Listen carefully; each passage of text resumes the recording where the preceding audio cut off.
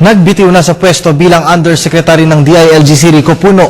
Sa ibinigay na statement ni Puno, ang pagbibitiw niya sa pwesto ay nagpapakita lamang ng suporta sa desisyon ng Pangulong Aquino na bigyan ng free hands incoming DILG Secretary Mar Rojas. Nagawa rin umano nito ang katungkulan niya bilang Undersecretary ng DILG. Gayunman, nagpabot rin ito ng pasasalamat at tiwala sa ibinigay ng Pangulo at sa pagkakataong makapaglingkod sa bayan ng 2 taon. Inisa-isa rin ni Puno ang detalye sa kaganapan hinggil sa kanyang pagtungo sa mga tanggapan ng yumaong kalihim ng DILG. Kabilang sa mga ito ang pag-iinspeksyon at pagbibigay seguridad sa mga opisina at mahalagang papeles ni Secretary Robredo mula sa condominium, sa Camp Crame, sa Napolcom Office sa Makati at sa DILG Office.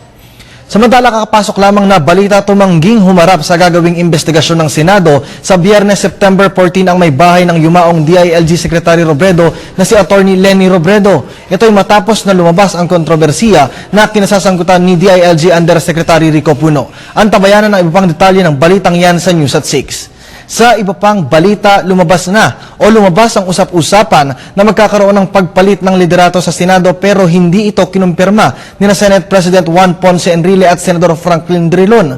Ayon kay Senador Enrile, halos araw-araw naman ay pinaghahandaan niya ang anumang mangyayari kaya hindi na umano bago sa kanya ang mga ganitong balita.